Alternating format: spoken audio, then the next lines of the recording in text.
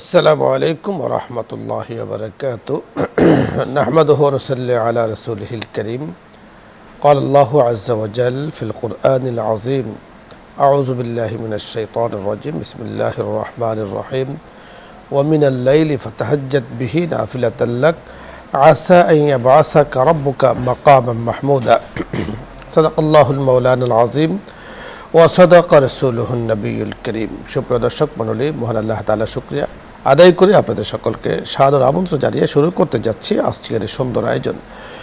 আল্লাহ রাব্বুল করিম পবিত্র মাহে রমজানের রোজা আমাদের উপরে ফরজ করেছেন। দেখতে দেখতে সেই মাহে রমজান খুব কাছে চলে এসেছে। মাহে রমজানে যেমনিভাবে আমরা রোজা রাখি, আল্লাহ তাআলার হুকুম পালন করি, অনুরূপভাবে শেষ রাত্রিতে সাহরি গ্রহণ করেও আমরা শরীয়তের হুকুম পালন করে থাকি, শরীয়তের মুস্তাহাব বিধান পালন করে থাকি। এবং শেষ রাত্রিতে আরেকটি কাজ যেটি আমরা করি তা হলো সালাতুত তাহাজ্জুদ, অর্থাৎ তাহাজ্জুদের নামাজ পড়ে ইস্তেগফার পড়ে আল্লাহ পাকের রহমত কামনা করি। আজকে আমরা শেষ রাত্রিতে ইস্তেগফারের ফজিলত ও তাহাজ্জুদের নামাজের গুরুত্ব তাৎপর্য নিয়ে কথা বলবেন বিশিষ্ট ইসলামী চিন্তাবিদ, মিডিয়া আলোচক, উপস্থাপক ফজিলতুল শেখ মুফতি শহীদুল ইসলাম খতিব হযরত ওমর বিন খাত্তাব রাদিয়াল্লাহু তাআলা আনহু, মাদ্রাসা মসজিদ কমপ্লেক্স, মিরপুর, ঢাকা। ওয়ালাইকুম আসসালাম রহমতুল্লাহ। মুফতি সাহেব কেমন আছেন? আলহামদুলিল্লাহ। আজকে আপনার কাছে আমরা সালাতুত তাহাজ্জুদ এবং শেষ রাত্রে ইস্তেগফারের ফজিলত গুরুত্ব নিয়ে আমরা বিস্তারিত আলোচনা শুনব। আলহামদুলিল্লাহ ওয়াসসালাতু ওয়াসসালামু আলা মান লা নাবিয়্যা বা'দ ওয়া সাল্লাল্লাহু তাআলা আলা খায়রি খালকিহি মুহাম্মাদিন ওয়া আলিহি ওয়া আসহাবিহি আজমাইন। ক্বালা আল্লাহু তাআলা ফাকুলতু আস্তাগফিরু রাব্বাকুম ইন্নাহু কানা গাফফারা। وقال النبي صلى الله عليه وسلم من صام رمضان ومن قام رمضان إيمانا واحتسابا غفر له ما تقدم من ذنبه أو كما قال النبي عليه الصلاة والسلام اللهم صل على محمد النبي الأمي وآله وأصحابه بارك وسلم।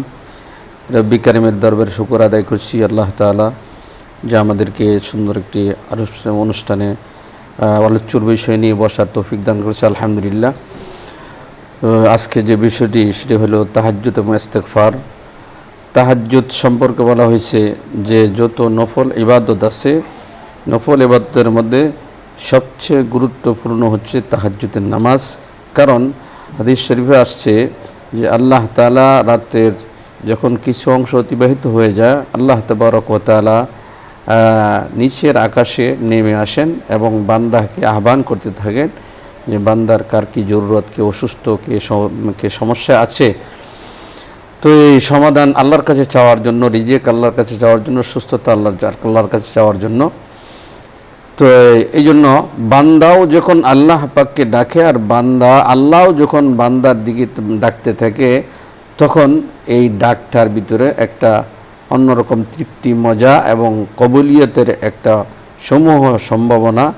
এই জন্য বলা হয়েছে যে তাহাজ্জুদের নামাজটা অতি গোপনেই করা হয় রাতের আধারে, আর এই নামাজের মধ্যে লৌকিকতার সম্ভাবনা খুব কম। এই জন্য এই ইবাদতটা অতি জরুরি। তো আমরা তো সারা বছর যারা পড়ি আলহামদুলিল্লাহ পড়ি, অন্তত রমজান মাসে যেন আমার তাহাজ্জুদের নামাজ সেটা বাদ না যায়। আমার একটা বলা হয় কর্মসূচির মধ্যে থাকবে, আমার মানে আমলের মধ্যে থাকবে যে আমি শেষ রাতে দুইটা কাজ করব, একটা হলো তাহাজ্জুদ আর একটা সাহরি খাবো আর তাহাজ্জুদ পড়ব।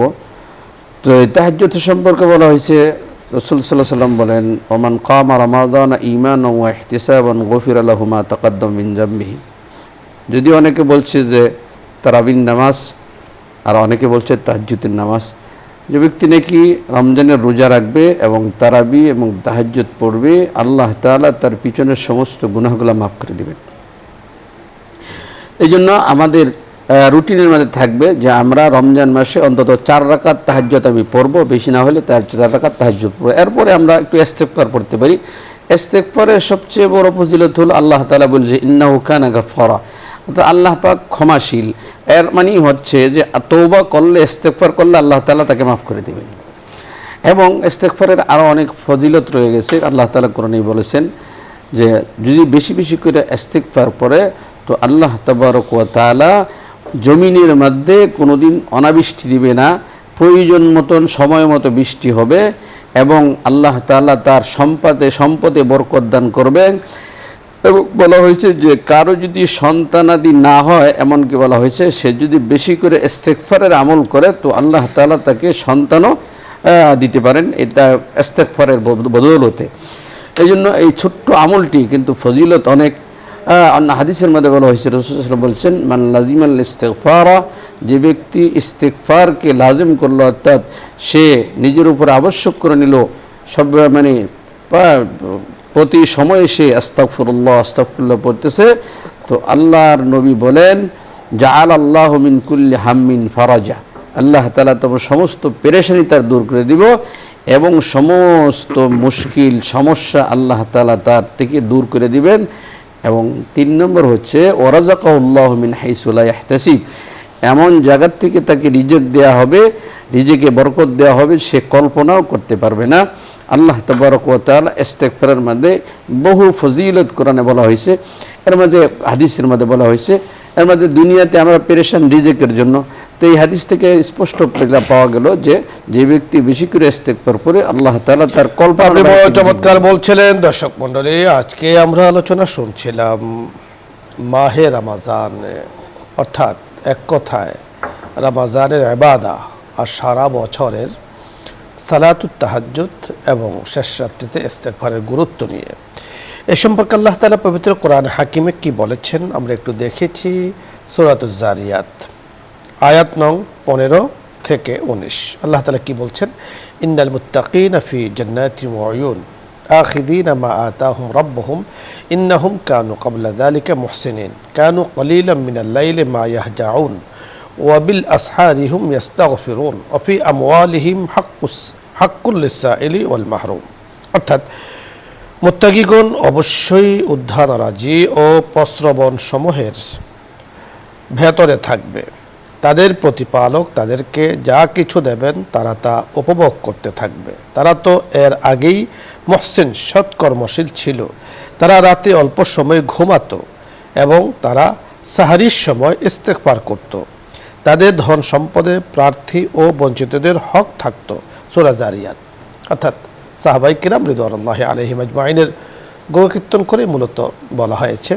তো আল্লাহ রাব্বুল কারীম প্রকৃত মুসলমানদের যারা সাহাবায়ে কেরামের পদাঙ্ক অনুসরণ করে জীবন গঠন করেছেন, মূলত এই আয়াতের মধ্যে তাদের কথাও এখানে বলা হয়েছে যে তারা রাত্রিতে খুব কম ঘুমান আর যখনই জাগ্রত হন তখনই সালাত আদায় করেন, ইবাদত করেন। এজন্য রাত্রিকে 3 ভাগ করা হয়েছে, যে এক ভাগে ঘুমাবো, বাকি রাত্রগুলোতে আমি ইবাদত করব। এই ইস্তেগফারের ফজিলত পাওয়ার জন্য সুবর্ণ সুযোগ হলো মাহে রমজানে। যেহেতু আমাদের উঠতে হয়, সাহারি গ্রহণ করতে হয়, ঠিক ওই সময়ে যখন আমি একটু 2 রাকাত 4 রাকাত নামাজ পড়ব, অন্য কোনো দোয়া করতে আর পারি আর না পারি, ইস্তেগফারটা যখন আমি আদায় করব, তো আল্লাহ তাআলা বলেন যে ইউরসিলিস সামাআ আলাইকুম মিদরারা ওয়া ইউমদিদুকুম বিআমওয়ালি ওয়া বানিনা ওয়া ইয়াজআল লাকুম জান্নাতি ওয়া ইয়াজআল লাকুম আনহারা মা লাকুম লা তারজুনা লিল্লাহি ওয়াকারা ওয়া ক্বাদ খালাকাকুম আতওয়ারা। সুবহানাল্লাহ। বড় চমৎকারভাবে বলেছেন যে আল্লাহ তাআলা নিয়ামত দিয়ে তাদেরকে ভরপুর করে রাখবেন। দর্শক মণ্ডলী, মাহে রমজানের জন্য পরিপূর্ণ প্রস্তুতি আমাদের গ্রহণ করা দরকার। মাহে শাবান চলছে, বাকি যে দিনগুলো আছে অভ্যেস করি, আদত করি শেষ রাত্রিতে ওঠার এবং সেখানে 2 রাকাত 4 রাকাত সালাতুত তাহাজ্জুদ আদায় করে রব্বে কারীমের কাছে দোয়া করি, ইস্তেগফার পড়ি, দুরূদ শরীফ পড়ি। আল্লাহ তাআলা তৌফিক দান করেন। আলোচ্য বিষয় নিয়ে আপনাদের যদি কোনো কিছু জানার থাকে অথবা ইসলামিক কোনো প্রশ্ন জানার প্রয়োজন হয় আপনি প্রশ্ন করুন, আমরা চেষ্টা করব কথা বলার জন্য। আসসালামু আলাইকুম ওয়া রাহমাতুল্লাহ। দর্শক নাম বলে পরিচয় দিয়ে প্রশ্ন করুন।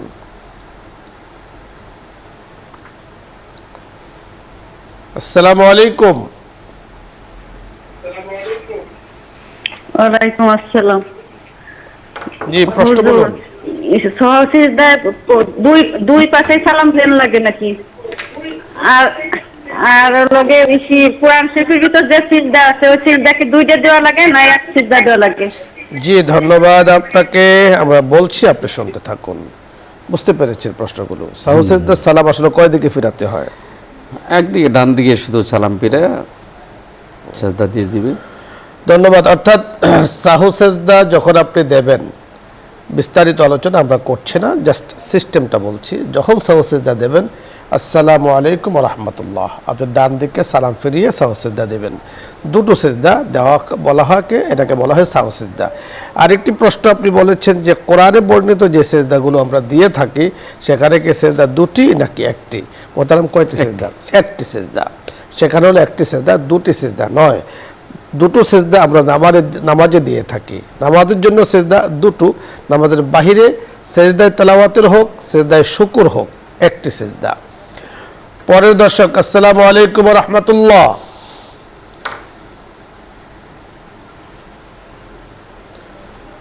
দর্শক শুনতে পেয়েছেন? প্রশ্ন করুন। আসসালামু আলাইকুম। ওয়ালাইকুম আসসালাম। হুজুর, আমি তো সবসময় আস্তাগফিরুল্লাহ বলি, এটা আগে পরে কিছু আছে দুরূদ? আমরা বুঝতে পারিনি, আরেকবার বলতে হবে। আস্তাগফিরুল্লাহ তো করি সব সময়, এর আগে পরে কোনো কিছু আছে? আস্তাগফিরুল্লাহর আগে পরে আছে তো অনেক কিছুই, বাকি আস্তাগফিরুল্লাহ যখন পড়বেন এখান থেকে শুরু। আস্তাগফিরুল্লাহ রাব্বি মিন কুল্লি যামবি ওয়া আতুবু ইলাইহি, পরে তো আছে, আগে আর নেই, এখান থেকে বাক্য শুরু। পরের দর্শক, আসসালামু আলাইকুম রহমতুল্লাহ। আসসালামু আলাইকুম। ওয়ালাইকুম আসসালাম। যে আমি মহতারামের কাছে প্রশ্ন করতে চাই। বলুন, আপনার প্রশ্ন বলুন। যে আমাদের রাজনীতিতে ইসলামিক দলগুলো যে গঠন করা হচ্ছে। ধন্যবাদ আপনাকে। আপনি একটি কথা বলতেছিলেন, আমরা তেমন একটা বুঝতে পারি না। বুঝতে পেরেছেন কিছুটা? হ্যাঁ, কিছুটা। মানে ইসলামী দলগুলো যে রাজনীতিতে আছে এতটুকুই বুঝলাম। তো ইসলামী দলগুলা আল্লাহ তাআলা তাবলীগে দ্বীনের যখন কথা বলছে, দিন পৌঁছানোর জন্য বলছে, সহি তরিকায় যেভাবে পারে সেটা ঘর থেকে শুরু করে আন্তর্জাতিক পর্যায় পর্যন্ত প্রত্যেকের ওর ফরজ। দিন যেখানে যেভাবে সুযোগ হয় ওই সুযোগকে গ্রহণ করে দিন পৌঁছানোর চেষ্টা করা, আর এই উদ্দেশ্য নিয়ে ইসলামী দলগুলো কাজ করে। আপনি বড় চমৎকার বলছিলেন। ইসলামের মধ্যে সকল কিছুই আছে। ইসলাম সার্বজনীন ধর্ম। যেমনিভাবে পরিবার নীতির কথা ইসলামে আছে, পরিবার কিভাবে পরিচালিত করবেন, সমাজ কিভাবে পরিচালিত করব, অনুরূপভাবে রাষ্ট্র কিভাবে পরিচালিত করব সেটাও কিন্তু রাষ্ট্রনীতিতে আছে এবং এটা ইসলামেরই অংশ। রাসূল আকরাম সাল্লাল্লাহু আলাইহি সাল্লাম রাষ্ট্র পরিচালনা করেছেন, সাহাবায়ে কেরাম রাষ্ট্র পরিচালনা করেছেন। সুতরাং রাষ্ট্রনীতি ইসলামের বৃহৎ একটি অংশ। পরের দর্শক, আসসালামু আলাইকুম রহমতুল্লাহ। আসসালামু আলাইকুম। ওয়ালাইকুম সালাম। এটা আমার একটা প্রশ্ন ছিল যে তাহাজ্জুদের নামাজ নিয়তটা এবং কখন সঠিক সময়টা পড়লে ভালো হয়, এটা একটু জানতে চাই। ধন্যবাদ দর্শক, আপনার প্রশ্ন আমরা পেয়েছি। ইনশাআল্লাহ সময় হলে আমরা কথা বলবো। দর্শক, আল্লাহ রাব্বি করিম আজকে আমরা যে প্রোগ্রামে যুক্ত ছিলাম, অর্থাৎ নিউজ 24-এর লাইভ অনুষ্ঠান ইসলাম আমরাতে, আল্লাহ তাআলা আমাদেরকে কবুল করেন, মঞ্জুর করেন। আপনাদেরকে ধন্যবাদ জানাচ্ছি। এই অনুষ্ঠানের সাথে যুক্ত ছিলেন, যুক্ত থাকবেন এই আশাবাদ ব্যক্ত করছি। আল্লাহ তাআলা আমাদের সকলের জন্য সর্বাবস্থা খায়র কল্যাণে ফয়সালা করুন। বিশেষ করে ইসলাম আমরা নিউজ 24 কর্তৃক যে আয়োজন, আল্লাহ তাআলা আয়োজনকে কবুল করেন, আয়োজকদেরকে কবুল করেন, জাগতিক এবং পরকালীন तमाम বালা মুসিবত থেকে হেফাজত করুন। আমিন ইয়া রাব্বাল আলামিন। আসসালামু আলাইকুম ওয়া রাহমাতুল্লাহি ওয়া বারাকাতুহু।